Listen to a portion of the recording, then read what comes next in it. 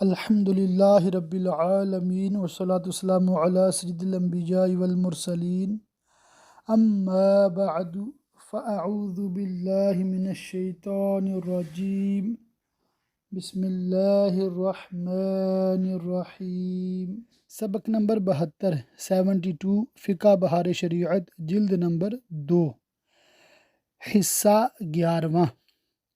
اس میں انشاء اللہ تعالی تجارت کے حوالے سے مزید باتیں سیکھنے سمجھنے کی کوشش کریں گے۔ انتہائی توجہ یکسوئی کے ساتھ سماعت کریں، انشاءاللہ تعالی اس کی خوب برکتیں حاصل ہوں گی۔ یہاں پر بیعینہ کے بعد ایک عنوان ہے حقوق کا بیان۔ اس کو اگر میں اپنے الفاظ میں بیان کر دوں، وہ صرف اتنا ہے کہ جو بھی چیز آپ خرید رہے ہیں یا بیچ رہے ہیں تو اس کے ساتھ کیا کیا آپ کو ملے گا، کیا نہیں ملے گا، یہ بالکل واضح ہو جانا چاہیے۔ مثال کے طور پر کار آپ خرید رہے ہیں کسی سے، تو کار کے جو سیٹوں کے کور ہوتے ہیں وہ بعض لوگ بڑے فینسی سے خود چڑھاتے ہیں۔ اسی طرح پیڈ رکھے ہوتے ہیں پیر رکھنے کے لیے۔ اسی طرح بعض لوگوں نے اپنی گاڑی بالخصوص جیسے ٹریکٹر وغیرہ میں ٹیپ ریکارڈر بھی لگایا ہوتا ہے، اسپیکر بڑے زبردست لگائے ہوتے ہیں۔ تو پہلے کنفرم کر لیں کہ آپ جو چیز بیچ رہے ہیں اس کے ساتھ کیا کیا چیزیں شامل ہیں۔ اسی طرح مکان ہے تو کیا مکان فرنیچر کے بغیر دے رہے ہیں یا فرنیچر کے ساتھ دے رہے ہیں۔ اور آج کل ہیٹر چلتے ہیں سردیوں میں، گرمیوں میں اے سی چلتے ہیں، تو وہ بھی مکان میں فٹ ہوتے ہیں عام طور پہ۔ تو یہ شامل ہے کہ نہیں ہے، تو یہ بالکل واضح ہونا چاہیے۔ تو اس کا بیان ہے، یہ چیز ہر ملک کے اعتبار سے الگ ہے، ہر خطے کے اعتبار سے الگ ہے۔ تو اگر جھگڑا ہو جائے تو پھر وہ جو وہاں کے قریبی سنی حنفی بریلوی مفتی صاحب ہیں وہ درست رہنمائی کر سکیں گے کہ ان کے ہاں جو عرف ہے، پریکٹس ہے لوگوں کی، وہ کیا ہے، تو اس کے مطابق ان کا مسئلہ حل کیا جا سکتا ہے۔ آگے استحقاق کا بیان ہے۔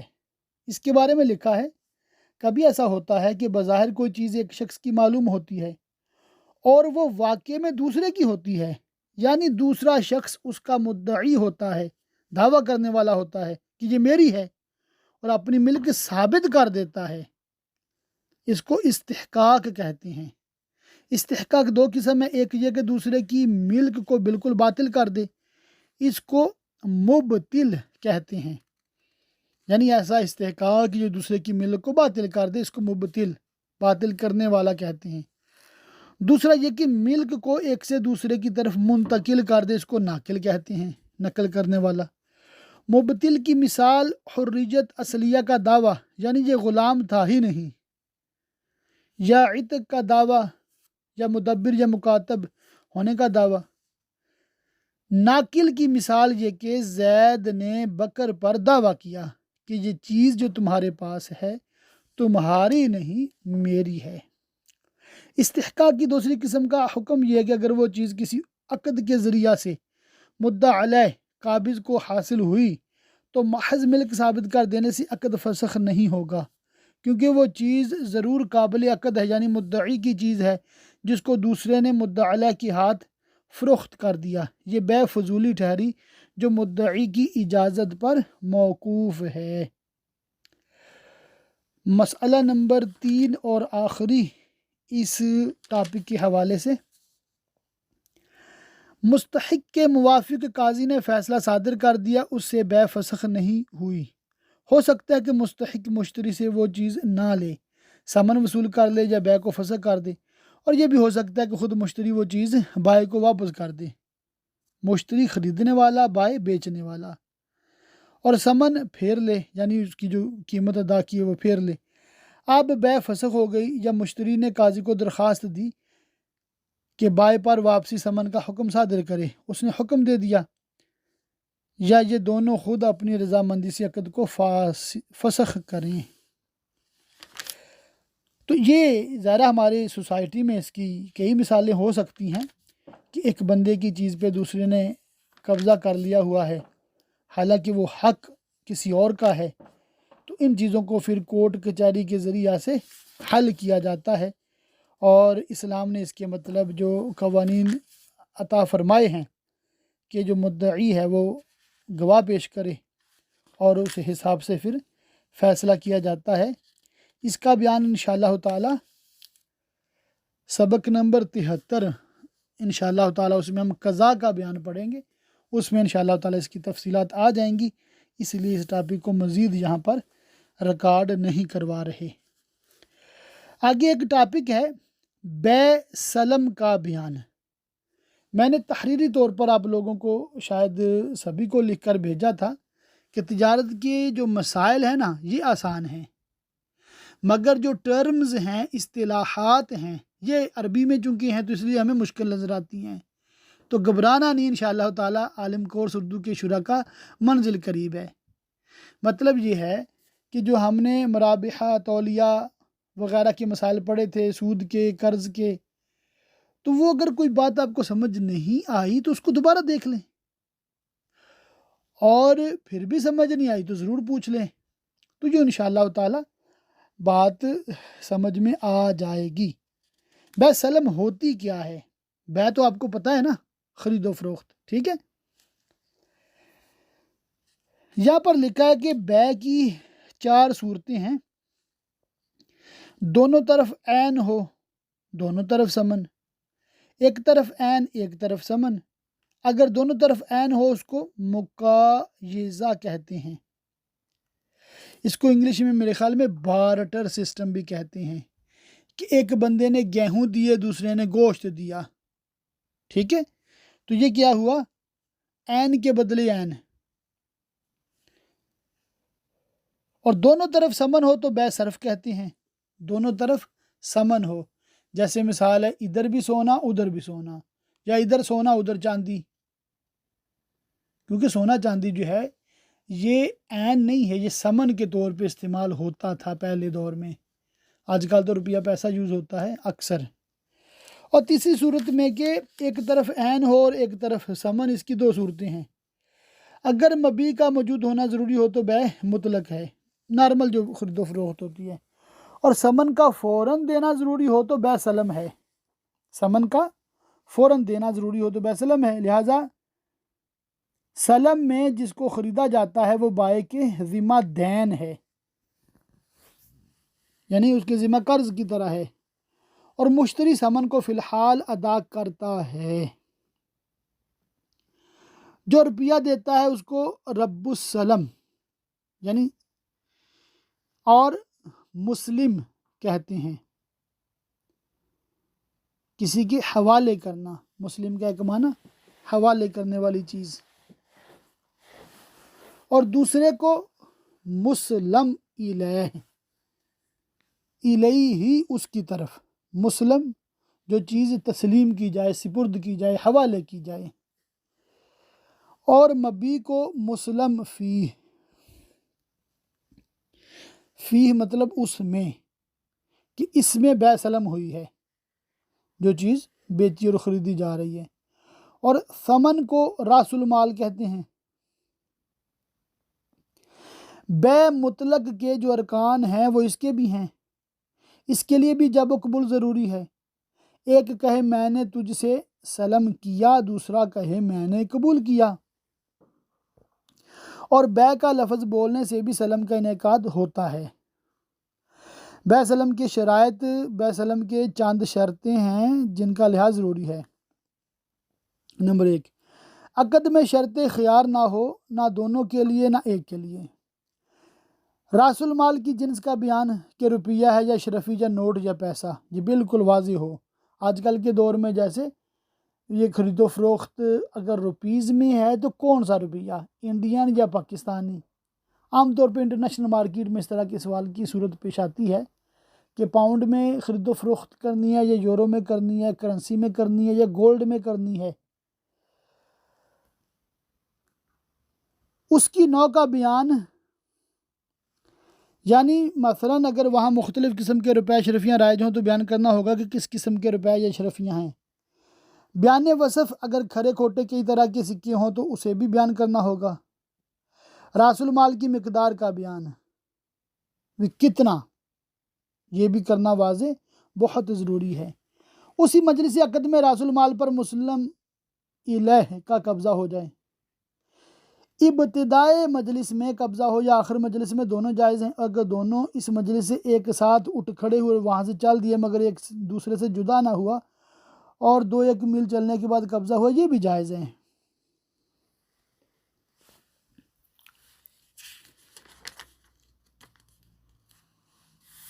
تو آج کے دور میں نا ایڈوانس پیمنٹ بھی اس کو کہتے ہیں، ٹھیک ہے۔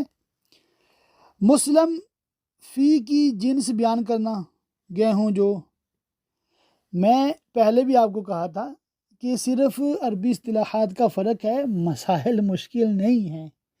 اب دیکھیے یہ چیز ایسی انڈرسٹوڈ ہے کہ آبویسلی خرید و فروخت ہو رہی ہے نا، کوئی مذاق تو نہیں ہو رہا، تو پھر کیا بیچا جا رہا ہے اور کتنے میں بیچا جا رہا ہے، کون سی کرنسی میں بیچا جا رہا ہے، یہ چیزیں ہائی لائٹ کی گئی ہیں شرطوں میں۔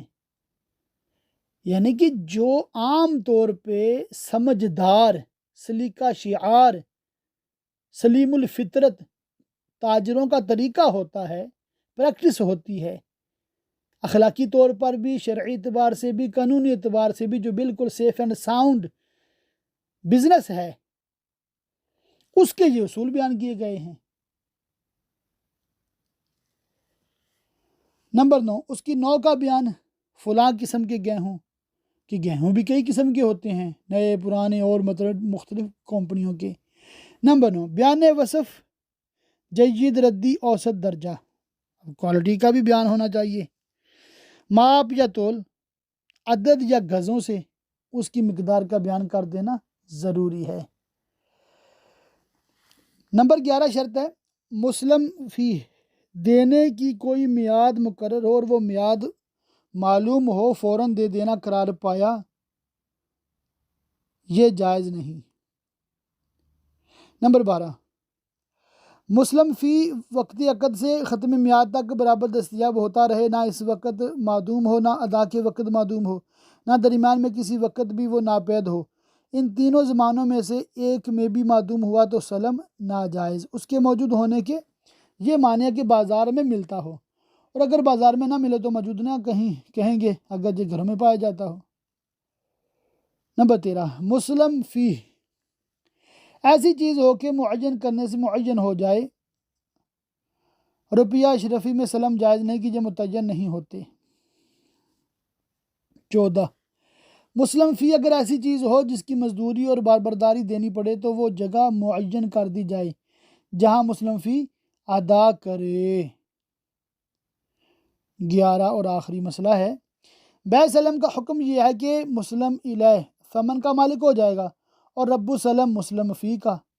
جب یہ عقد صحیح ہو گیا اور مسلم الیہ نے وقت پر مسلم فی کو حاضر کر دیا، یعنی مبیع کو، جو چیز بیچی خریدی جا رہی ہے، تو رب السلم کو لینا ہی ہے۔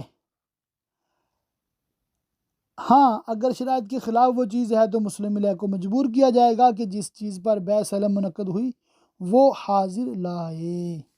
بالکل انڈرسٹوڈ، بالکل سمجھ میں آتی ہے یہ بات۔ بیع سلم کس میں درست ہے کس میں نہیں۔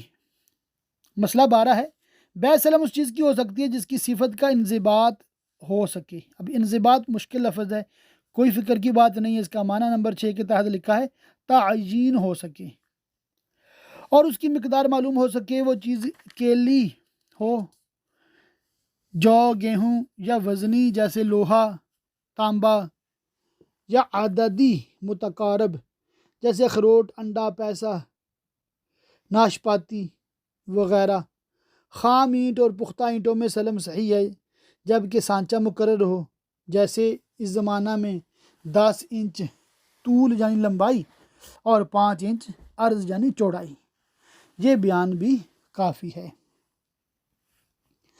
مسئلہ نمبر 13 ہے، زرعی چیز میں بھی سلم جائز ہے جیسے کپڑا، اس کے لیے ضروری ہے کہ طول و عرض معلوم ہو اور یہ کہ وہ سوتی ہے یا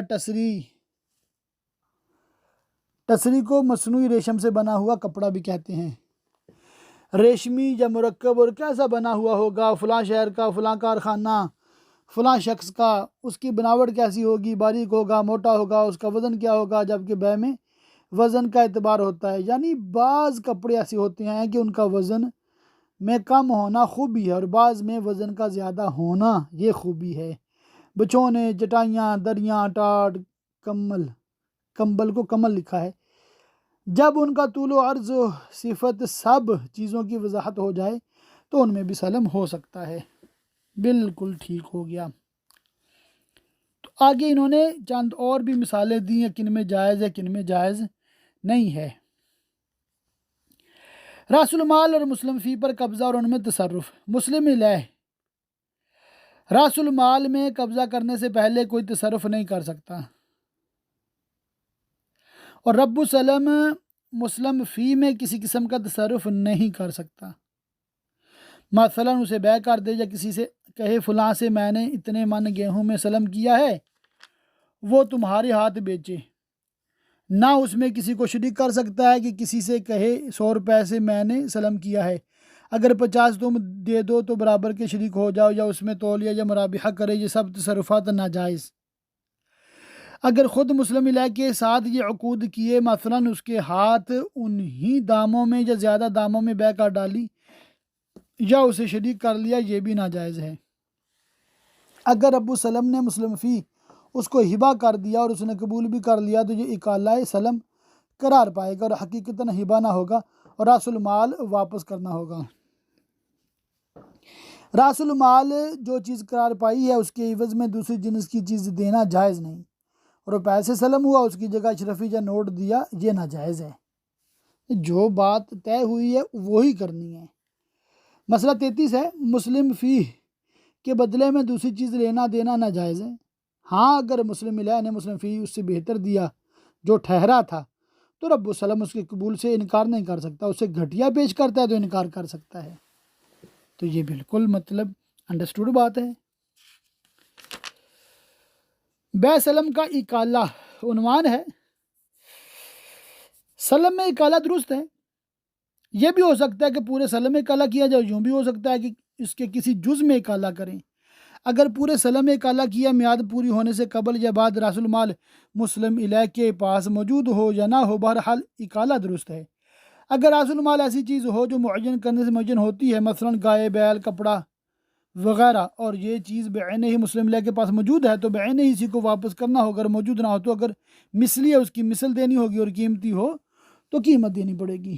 اور اگر راس المال ایسی چیز نہ ہو جو معین کرنے سے معین ہو، مثلا روپیہ اشرفی، تو چاہے موجود ہو یا نہ ہو اس کی مثل دینا جائز ہے، بعینہ ہی اسی کا دینا ضرور نہیں۔ رب السلم نے مسلم فی پر قبضہ کر لیا ہے، اس کے بعد اکالہ کرنا چاہتے ہیں۔ اگر مسلم فی بعینہ ہی موجود ہے اکالہ ہو سکتا ہے، اور بعینہ ہی اسی چیز کو واپس دینا ہوگا، اور اگر مسلم فی باقی نہیں تو اکالہ درست نہیں۔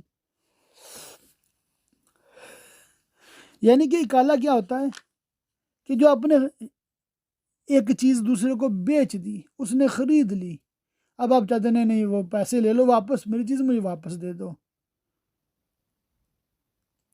تو اس کو اکالہ کہتے ہیں۔ تو اگر کوئی مجبوری نہ ہو تو اکالہ کر لینا چاہیے، کہ اس میں بھی خیر خواہی ہے مسلمان کی۔ استثناء کا بیان ہے۔ الف سین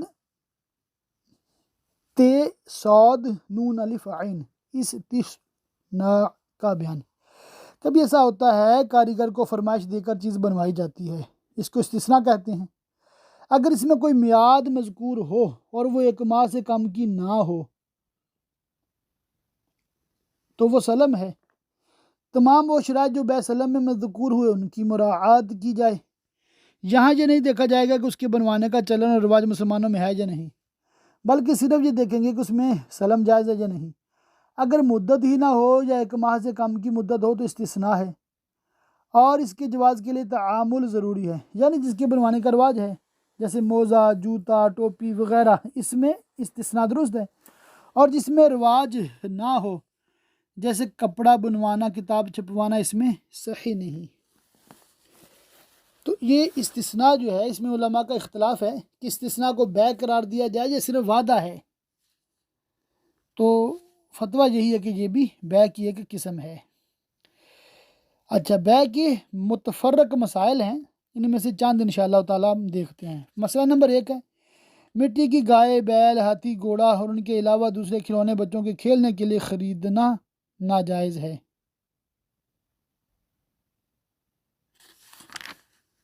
اور ان چیزوں کی کوئی قیمت بھی نہیں، اگر کوئی شخص انہیں توڑ پھوڑ دے تو اس پر تاوان بھی واجب نہیں۔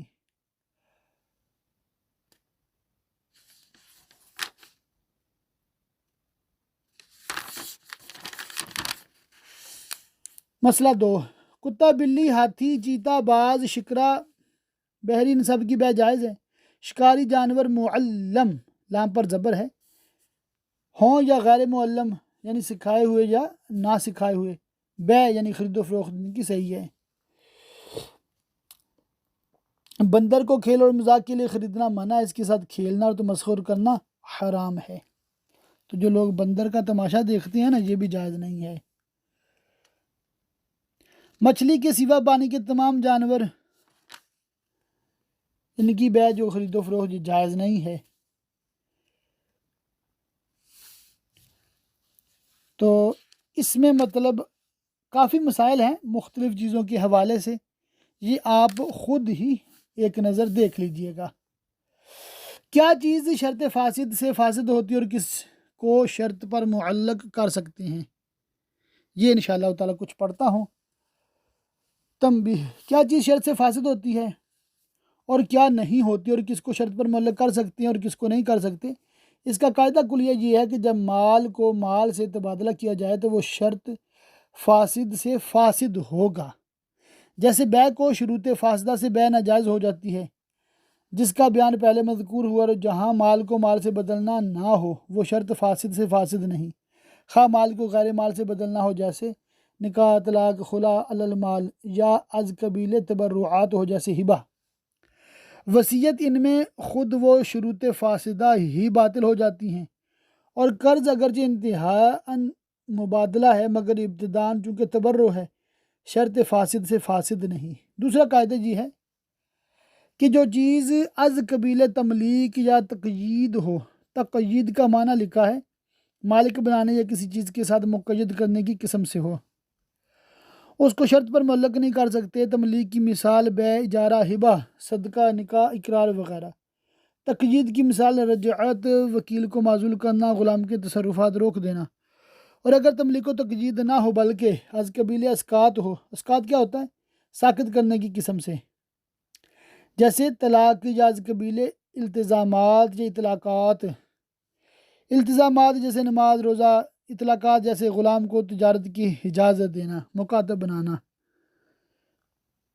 یا ولایات، ولایات کا لکھا ہے کسی کو قاضی یا خلیفہ بنانا۔ یا تحریزات یعنی ابھارنا، جیسے امیر لشکر کا یہ کہنا فلاں کافر کو قتل کرے گا، اس کے لیے یہ انعام ہے۔ ہو تو شرط پر معلق کر سکتے ہیں۔ وہ چیزیں جو شرط فاسد سے فاسد ہوتی ہیں ان کو شرط پر معلق نہیں کر سکتے، حسب ذیل۔ ان میں بعض وہ ہیں جن کے ان کی تعلیق درست نہیں ہے مگر ان میں شرط لگا سکتے ہیں، بیع، تقسیم، اجارہ، اجازہ، رجعت، مال سے صلح، دین سے ابراء یعنی دین کی معافی، مزارعہ، معاملہ، اقرار، وقف، تحکیم، عزل، وکیل، اعتکاف وغیرہ میں شرطیں لگ سکتی ہیں۔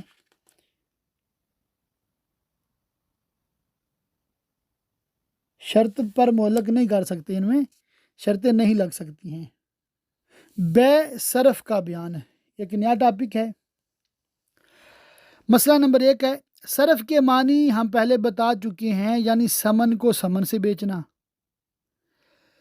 صرف میں کبھی جنس کا تبادلہ جنس سے ہوتا ہے، جیسے روپیہ سے چاندی خریدنا یا چاندی کی ریزگاریاں خریدنا، سونے کو اشرفی سے خریدنا، اور کبھی غیر جنس سے تبادلہ ہوتا ہے، جیسے روپے سے سونا یا اشرفی خریدنا۔ سمن سے مراد عام ہے کہ وہ سمن خلقی ہو، یعنی اسی لیے پیدا کیا گیا ہو، چاہے اس میں انسانی صنعت بھی داخل ہو یا نہ ہو۔ چاندی، سونا اور ان کے سکے اور زیورات یہ سب سمن خلقی میں داخل ہیں۔ دوسری قسم غیر خلقی، جس کو سمن اصطلاحی بھی کہتے ہیں، یہ وہ چیزیں کہ ثمنیت کے لیے مخلوق نہیں، مگر لوگ ان سے ثمن کا کام لیتے ہیں، ثمن کی جگہ پر استعمال کرتے ہیں، جیسے پیسہ، نوٹ، نکل، ایک قسم کی دھات جو سفیدی مائل ہوتی ہے۔ اس کی ریزگاریاں کی جیسا اب اصطلاحی ثمن ہیں، روپے کے پیسے بنائے جائیں یا ریزگاریاں خریدی جائیں، یہ صرف میں داخل ہے، بے صرف میں۔ چاندی کی چاندی سے سونے کی، سونے سے بے ہوئی، دونوں طرف ایک ہی جنس ہے تو شرط یہ ہے کہ دونوں وزن میں برابر ہوں اور اسی مجلس میں دست بدست قبضہ ہو، یعنی ہر ایک دوسرے کی چیز اپنے فعل سے قبضہ میں لائے۔ اگر عقدین نے ہاتھ سے قبضہ نہیں کیا بلکہ فرض کرو عقد کے بعد وہاں اپنی چیز رکھ دی اور اس کی چیز لے کر چلا آیا، یہ کافی نہیں، اور اس طرح کرنے سے بے ناجائز ہو گئی بلکہ سود ہوا۔ اور دوسرے مواقع میں تخلیہ، خریدار کو مبیع پر قدرت دے دینا، تخلیہ قبضہ قرار پاتا ہے اور کافی ہوتا ہے وزن برابر ہونے کے، یہ معنی کہ کانٹے یا ترازو کے دونوں پلے میں دونوں برابر ہوں، اگرچہ یہ معلوم نہ ہو کہ دونوں کا وزن کیا ہے۔ برابری سے مراد یہ ہے کہ عقدین کے علم میں دونوں چیزیں برابر ہوں، یہ مطلب نہیں کہ حقیقت میں برابر ہونا چاہیے، ان کو برابر ہونا معلوم ہو یا نہ ہو، لہٰذا اگر دونوں جانب کی چیزیں برابر تھیں مگر ان کے علم میں یہ بات نہ تھی، بے ناجائز ہے۔ ہاں، اگر اسی مجلس میں دونوں پر یہ بات ظاہر ہو گئی کہ برابر ہیں تو جائز ہو گئی۔ اتحاد جنس کی صورت میں کھرے کھوٹے ہونے کا کچھ لحاظ نہ ہوگا، یعنی یہ نہیں ہو سکتا کہ جدھر کھرا مال ہے ادھر کم ہو اور جدھر کھوٹا ہو زیادہ ہو، اس کی صورت میں بھی کمی بیشی سود ہے، یعنی کہ نیا سونا پرانا سونا بالکل برابر برابر، یہ مجھے سمجھ آ رہا ہے۔ مسئلہ 5 ہے، اس کا لحاظ نہیں ہوگا کہ ایک میں صنعت ہے اور دوسرا چاندی کا ڈھیلا ہے۔ صنعت کہتے ہیں کاریگری، یہ جو زیور بنا ہوتا ہے نا اس کو صنعت کہتے ہیں، اور جو سونے کی وہ اینٹیں، سنا ہے کبھی دیکھی نہیں ہے، برکس، گولڈ برکس یا سلور برکس،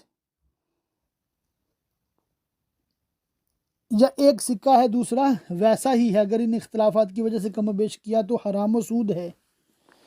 مثلا 1 روپیہ کی 1.5-2 روپے باہر اس زمانے میں چاندی بکتی ہے، اس زمانے میں چاندی بکتی ہے اور عام طور پر لوگ روپیہ ہی سے خریدتے ہیں، اس میں اپنی ناواقفی کی وجہ سے کچھ حرج نہیں جانتے، حالانکہ یہ سود ہے اور بالاجماع حرام ہے۔ اس لیے فقہا یہ فرماتے ہیں کہ اگر سونے چاندی کا زیور کسی نے غصب کیا اور غاصب نے اسے ہلاک کر ڈالا تو اس کا تاوان غیر جنس سے دلایا جائے، یعنی سونے کی چیز ہے تو چاندی سے دلایا جائے اور چاندی کی ہے تو سونے سے، کیونکہ اسی جنس سے دلانے میں مالک کا نقصان ہے، اور بنوائی وغیرہ کا لحاظ کر کے کچھ زیادہ دلایا جائے تو سود ہے، یہ دینی نقصان ہے۔ تو یہ ہے بے صرف کے مسائل۔ تو صرافہ بازار تو آپ نے سنا ہوگا، جیولر مارکیٹ، سونار کی دکان، تو ان کے یہ مسائل ہیں، بڑے پیچیدہ مسائل ہیں۔ جی ہاں، ایک مفتی صاحب تھے، وہ فرض علوم کورس دعوت اسلامی کا جو ہوا تھا نا کچھ سال قبل عالمی مدنی مرکز فیضان مدینہ میں، یہ دعوت اسلامی کی ویب سائٹ پر بھی موجود ہے، یوٹیوب پر بھی اس کے لیکچرز موجود ہیں، وہاں سے آپ بے صرف کا بیان سن سکتے ہیں، مگر وہاں بھی تقریباً بہار شریعت سے ہی یہ باتیں بیان کی گئی ہیں، اور ساتھ میں پھر یہ وضاحت کر دی گئی ہے کہ جو جیولر ہیں کام ہی سونے چاندی کا کرتے ہیں، وہ ایک بار پلیز اپنے قریبی سنی حنفی بریلوی مفتی صاحب کے پاس چلے جائیں، ٹھیک ہے، اور ان سے مکمل شرعی رہنمائی لے کر یہ اپنا کاروبار جاری رکھیں، ورنہ گناہوں میں پڑتے رہیں گے۔ آگے عنوان ہے بے تلجیہ۔ بے تلجیہ یہ ہے کہ دو شخص